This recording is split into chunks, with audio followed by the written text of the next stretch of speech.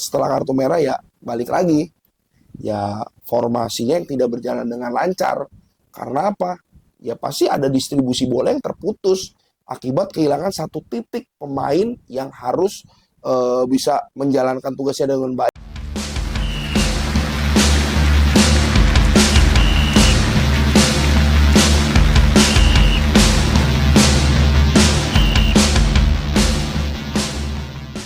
Assalamualaikum warahmatullahi wabarakatuh. Apa kabar sahabat Sundul Bola dimanapun kalian berada? Seneng banget kali ini gue bisa nemenin kalian lagi bersama tim gue. Luar biasa. Saat ini pukul jam 1:15 kita syuting.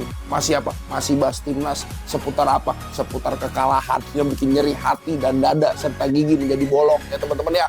Apalagi kalau bukan di acara Sundul Bola, susunan dan ulasan sepak bola.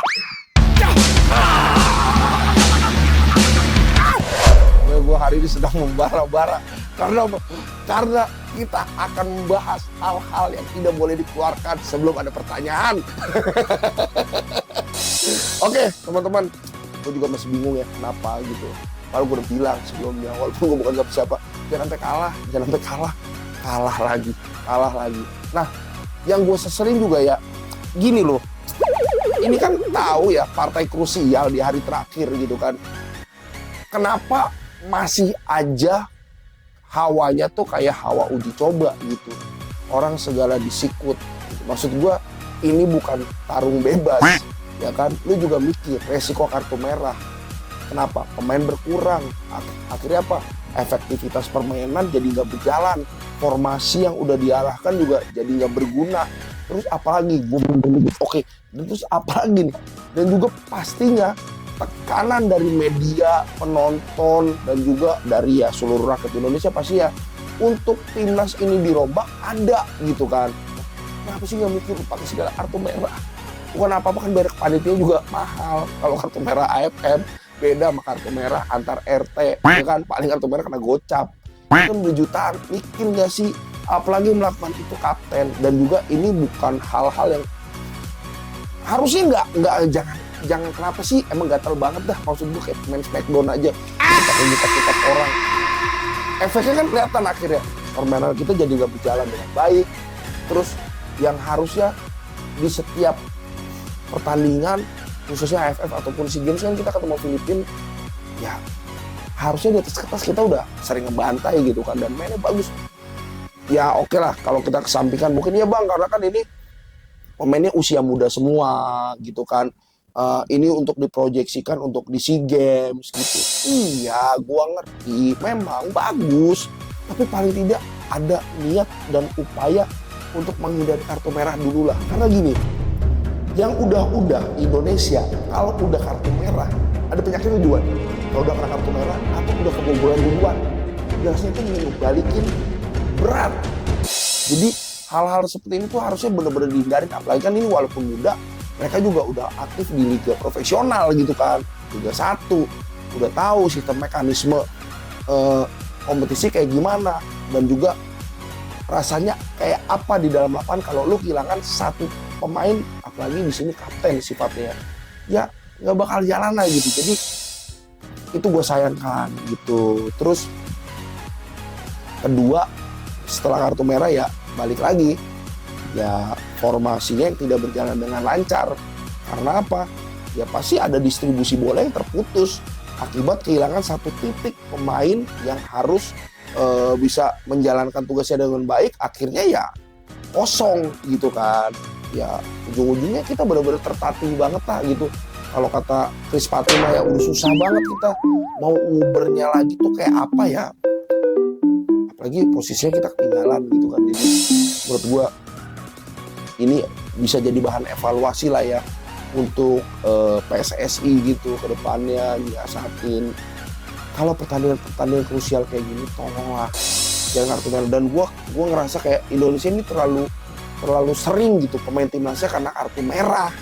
Gue nggak tahu kenapa gitu. Sementara kita lihat di liga-liga negara-negara Eropa gitu kan, Amerika Latin gitu kan, mereka tuh bener-bener ngejaga banget pelanggaran supaya apa? Ya supaya menghindari kartu merah gitu kan, tim juga nggak ngalamin kerugian kayak gitu, formasinya nggak berjalan. Gue juga aneh dah gitu dan akhirnya nggak lolos gitu. Ya gue sih soal lolos nggak lolosnya oke lah kalau emang nggak lolos gitu. Yang gue berharap ini udah nggak lolos, jadi bahan uji coba, nextnya ya diperbaiki lah gitu ya kan. Nah kalau banyak orang juga yang teriak nih, kenapa harus diaspora, pemain lokal dong, pemain lokal. Nah ini kurang lebih wajah sesungguhnya sepak bola Indonesia menurut gue ya, timnas Indonesia kalau diisi dengan pemain lokal. Gue balik lagi, gue bukan bilang soal ya lebih jelek gitu, enggak juga. Kadang juga mentalitas di lapangan membuktikan skill itu bisa nggak berarti kalau mentalnya bagus di dalam lapangan. Pertanyaannya ketika skill sudah rata-rata aja gitu, gue juga nggak bilang jelek, pasti kalau masuk timnas hitungannya oke lah, tapi gue anggap rata-rata. Terus skill udah rata-rata, mental pun tidak punya. Nah, ini akhirnya yang bikin kita sulit untuk nguasain bola. Takut megang bola, dioper, giliran mau dioper, pura-pura buang muka gitu kan, kayak lagi marah sama temen. Nah, gue ngoper lu buang muka. Gue megang bola sendirian, gue tinggal. Lalu kata gue bikin video sedih, sendirian gitu kan. Gue main bola, deketin gue gitu. Nih minta bola, gue minta bola, tangan lu begini. Bukan minta bola. Terus gue harus aktif gitu, ngerti. Pemain di mana jauh, deketin. Sekali deket banget depan muka. Nah, ini ngapain? Ya lu mau ciuman. Maksud gue main bola tuh harus paham dah gitu ya kan. Ini gue gedek banget kayak lama-lama tali sepatu gue iketin satu-satu gitu biar deket-deket semua gitu kan. Main bola dilatih gitu, lu dilatih bukan asal kumpulin aja dari terminal. Jadi satu tim diberangkatin kan nggak gitu. Udah kenal, TC-nya enak, tidurnya enak, makanannya bagus, latihan juga pakai pelatih keren. Gak kalah, gue bilang kayak kenapa gitu kan, sayang. Terus lagi efeknya apa nih kalau kalah? Ya pasti hujatan, tekanan, kayak regenerasi pemain, bukan regenerasi pemain, perubahan pemain harus diganti karena apa? Bla bla bla bla segala macam gitu kan. Sementara proyeksi kita membawa tim ini, tim muda untuk bisa matang dan juga bisa berjuang di next turnamen karena usianya semakin matang, pengalaman juga semakin bertambah kan. Tapi kalau kayak gini, orang minta regenerasi akhirnya kan. Nah, jatuh-jatuhnya pembinaan usia mudanya nggak berjalan gitu. Tapi di sisi lain kita mau pertahankan tim ini, ya kemarin hasilnya kelihatan. Apa kita yakin gitu kan? Nah, itu yang jadi pertanyaan. Terus juga poin kedua, pasti dong. Di mana-mana udah pasti ada pro dan kontra. Ada yang pengen tetap pelatihnya bertahan, ada yang pengen tetap pelatihnya diganti gitu kan. Nah, itu pasti akan mencuat nanti gitu kan. Berpengaruh walaupun memang dari awal udah dijelasin ini tim memang ini kompetisi ini memang tidak diprioritaskan untuk pemain seniornya, makanya dibawa pemain muda gitu kan. Tapi ini akan menjadi cerminan sepak bola kita 2-3 tahun ke depan kalau seandainya gitu atau beberapa tahun ke depan lah gitu ya. Kalau seandainya pemain diaspora kita udah pada mulai tua gitu, udah mulai nggak produktif, udah mainnya udah kurang kayak Tom Haikan, sekarang umurnya juga udah nggak muda, itu kan 28, 29 gitu kan. Kalau rata-rata pemain diaspora kita udah 30-an lebih gitu kan harus ada regenerasi pemain mudanya. Sementara pemain mudanya secara mentalitas kurang ya. Gimana gitu kan. Ya gue juga bukan bilang kurang berarti nggak bisa berubah gitu, tapi gue berharap ya tolonglah gitu, jangan kurang terus gitu. Kemarin kan kelihatan banget mainnya di kandang kita di Indonesia, buset deh, ngeri banget kan. Supporter kita udah terkenal banget gitu kan, kalau ngasih dukungan. Lu bertandingnya hari ini, mereka udah ngumpul 3 bulan sebelumnya gitu. Kalau udah tutup apa segala macam, sampai bangun bedeng, dengan pertandingan lu kalah, itu kan sayang banget gitu. Disupport lah gitu dengan bermain bagus gitu kan. Ya gue jujur aja, gue penonton ya gue kecewa gitu, tapi gue gak akan berhenti dukung lu timnas gitu. Gue akan dukung, tapi maksud gue kalau gue nonton lu mainnya lambat banget kayak telenovela kan gak tamat-tamat, gue mesti ngapain gitu ya kan. Jadi ayolah, gue berharap dari sudut pandang penonton dan pecinta sepak bola bangkit gitu, lebih keren lagi ke depannya. Gue yakin lah potensinya ada, tinggal bagaimana caranya menguatkan mentalnya kayak gitu. Terus juga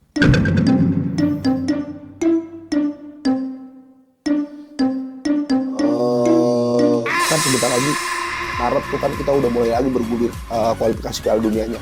Nah ini buat jadi bahan belajar gitu nih, sama pemain yang kemarin dikirim gitu kan.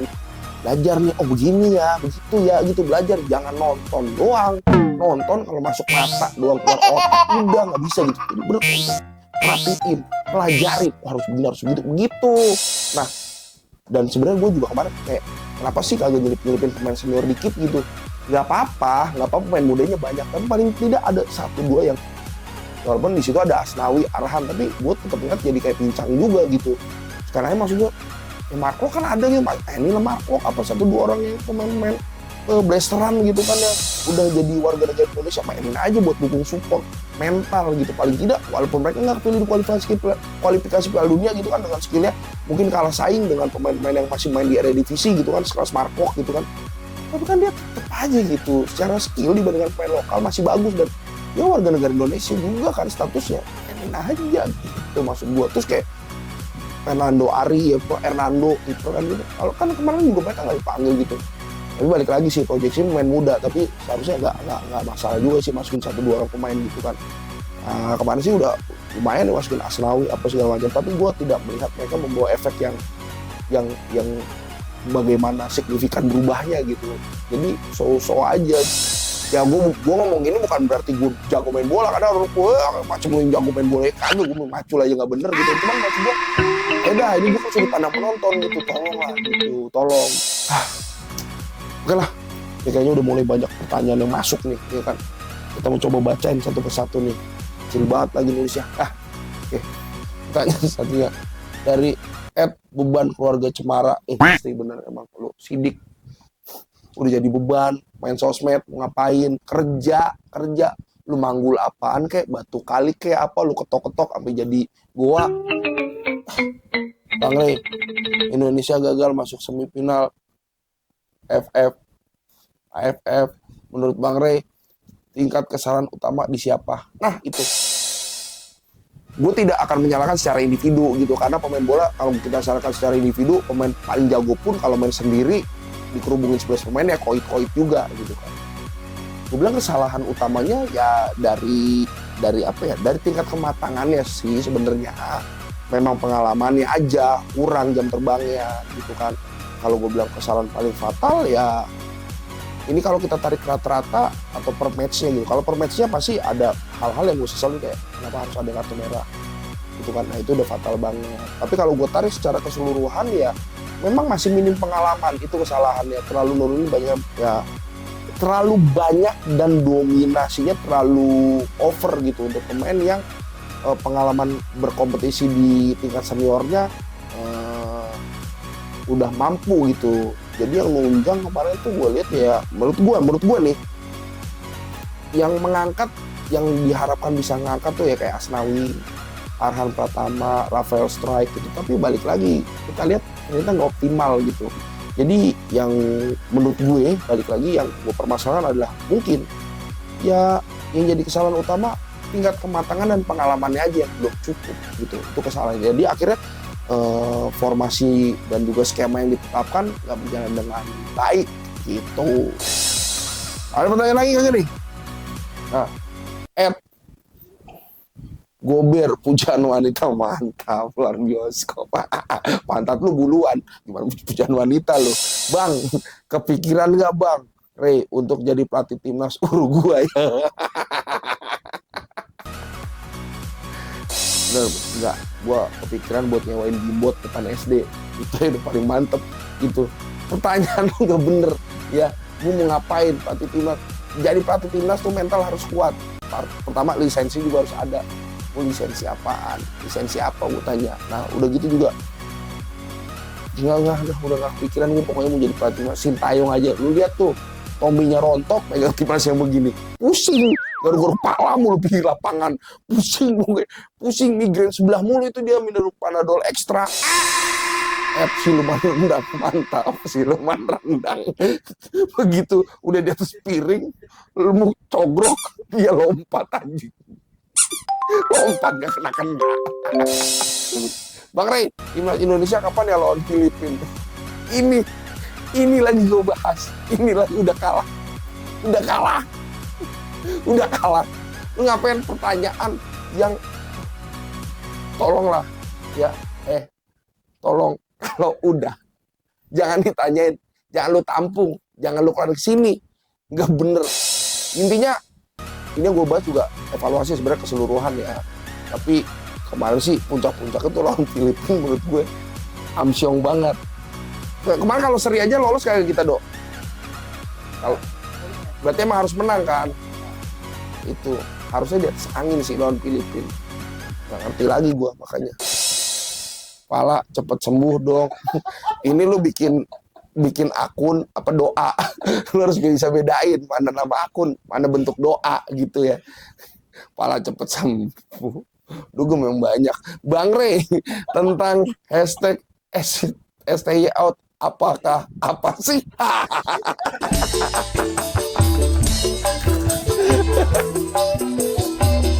Iya, STY out emang sempat dibahas juga tuh. Katanya ada buzzer ya, dibentuk terus dikasih bayaran untuk ngangkat hashtag ini biar STY-nya out, ya kan? Kalau gue bilang jujur aja ya, gak usah STY. Sekelas pelatih Alex Ferguson, Pep Guardiola, Marcelo Lippi, Carlo Ancelotti suruh megang timnas AFF kemarin, beneran dah, bener kena stroke ringan, beneran. Aduh, mending kata dia uang kontrak mau balikin kalau begini caranya. Gue balik lagi, gue bukan soal ini Indonesianya ya. Indonesia memang porsinya seperti itu. Tapi ini juga salah kalau lu tiba-tiba mengkumandangkan hashtag STY out gitu kan. Karena kesalahan bukan semata-mata di STY-nya juga gitu.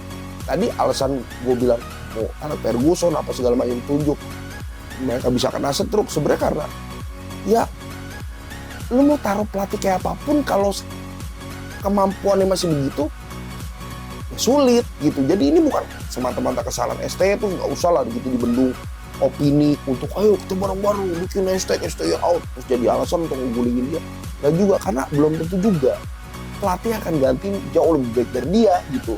Ya gue juga nggak bilang kalau STY ini sudah top perform juga nih, nggak juga gitu. Tapi gue yakin lah siapapun yang ganti kalau keadaannya kayak gini ya nggak akan maksimal juga. Yang paling bener adalah regenerasinya harus baik, pembinaan usia mudanya, terus juga mungkin intensitas training centernya juga harus lebih lama gitu. Jadi pemainnya harus lebih nyatu. Ini kan singkat, ngumpulin pemainnya singkat waktunya, uji cobanya juga hanya dengan uji coba tim lokal gitu kan, nggak bisa jadikan acuan standar internasional gitu dengan timnas lain gitu kan. Jadi kalau bisa dibilang jangan hanya salahkan satu orang aja gitu, banyak faktor yang harus dievaluasi gitu kan.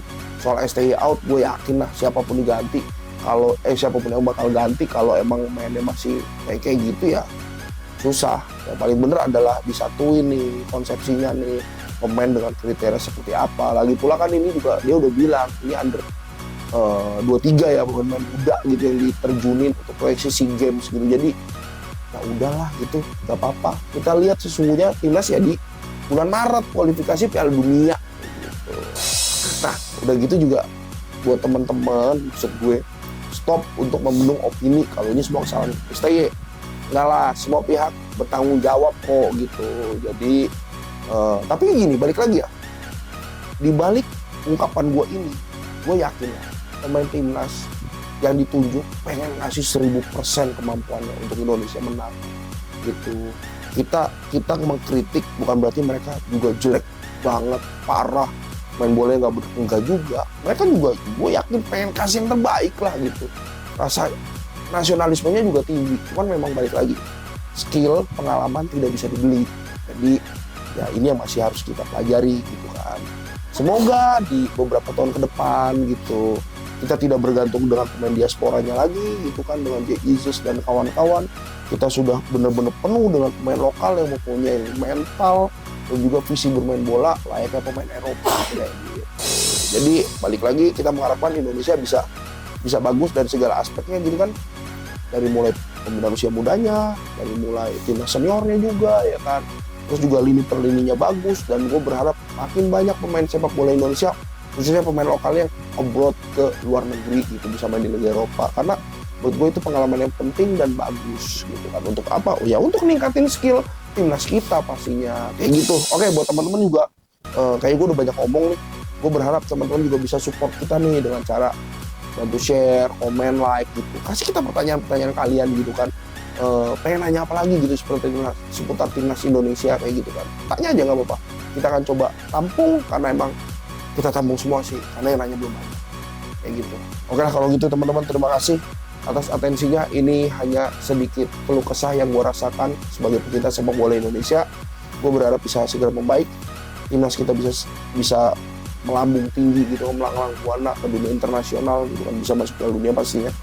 Sekali lagi thank you buat peserta kru, pamit undur diri. Sampai ketemu lagi di next pembahasan seputar timnas kita. Sebelum bola, mana bolanya? Agak bener.